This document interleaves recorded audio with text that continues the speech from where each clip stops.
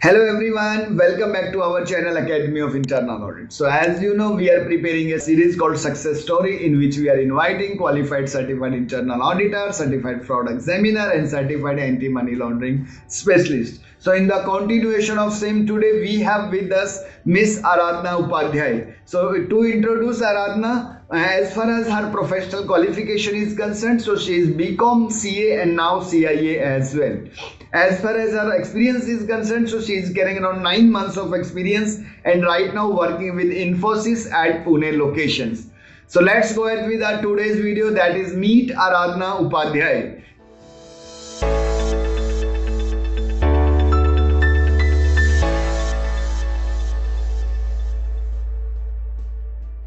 Yes, Aradhana, many congratulations on becoming certified internal auditor. Thank you, sir. And this wouldn't have been possible without your guidance. Right. Thank you so much, Aradhana. And I would say this is all because of your hard work and dedication that this day come true. I can recall those days. Aradhana keep on coming in our Sunday session and keep on asking so many doubts, right? Yes. Very nice, Aradhana. So Aradhana, can you please quickly let us know how was your overall experience, how you started your study, what all you have referred and how you appeared into the exam? Yes, sir. So, as I was interested in working internal audit, as soon as I got information about the course, I immediately registered for the exam and also got in touch with your AIA team, and they were very quick in helping with all the registration process and all. So, I had around 3.5 months to prepare for the exam, and I mostly relied upon your notes because they are very concise and at the same time, they have all the key points. And you have also retained the language and the technical language of the IIA materials. So in the end, I just referred to the IIA materials just to know how exactly we'll have the questions in the exam.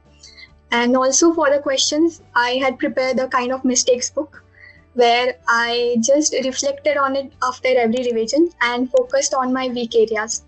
So my approach was very simple. Out of the 3.5 months, first 2 months, focus on the lectures, do the first reading thoroughly and prepare my own notes for the last day revision.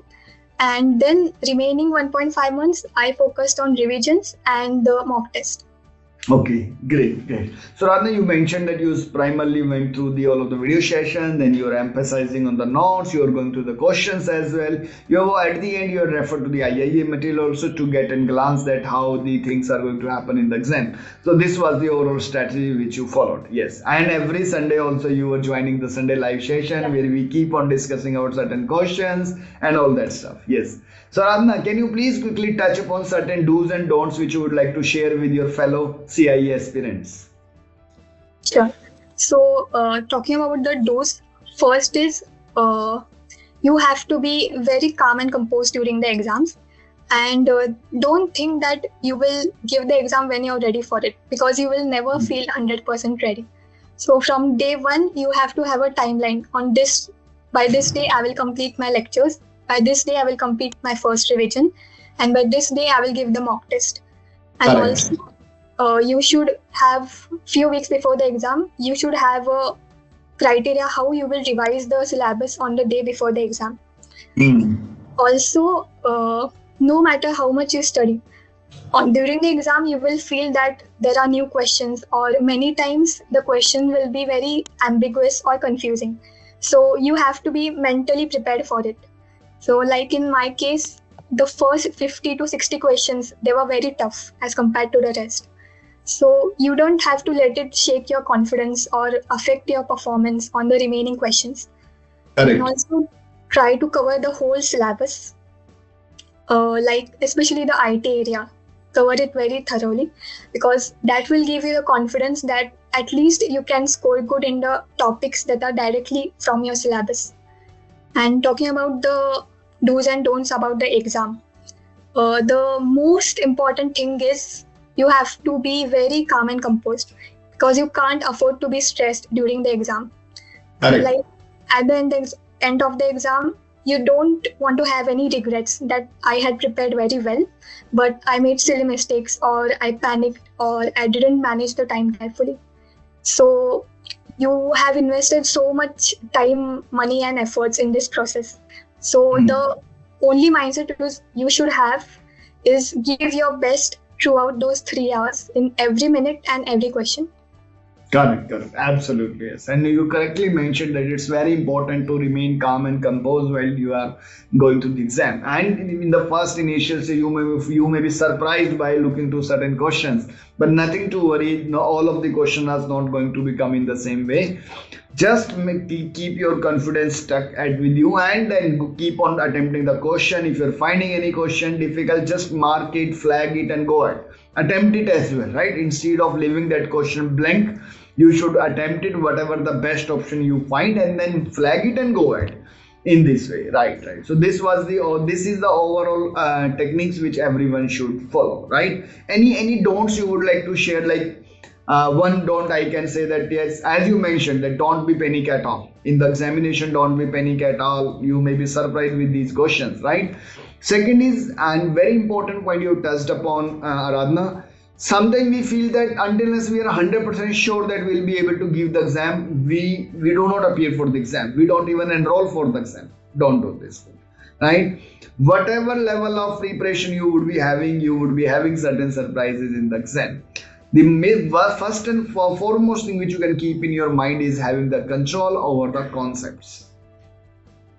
That is the very, very important thing, right? Very nice, Aradhana.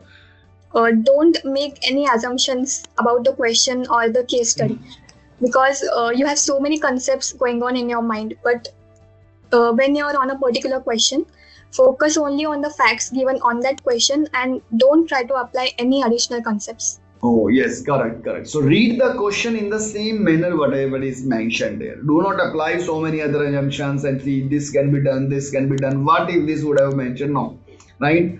Any tip you would like to share in terms of time management, Aradhana? So in terms of time management, maybe make a group. Like suppose I had decided that I will complete 50 questions in first 50 minutes. Of course, there will be 5-10 minutes here and there, but try to keep at least 10 to 15 minutes in the end for review for the flagged questions, because at the end you are a little relaxed that you have completed all the remaining questions.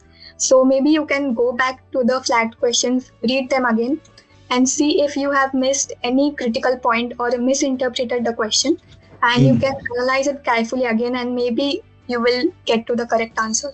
Correct. So according to you, that we should make a time slab. Okay, then for 50 questions should be done in the 50 minutes, right?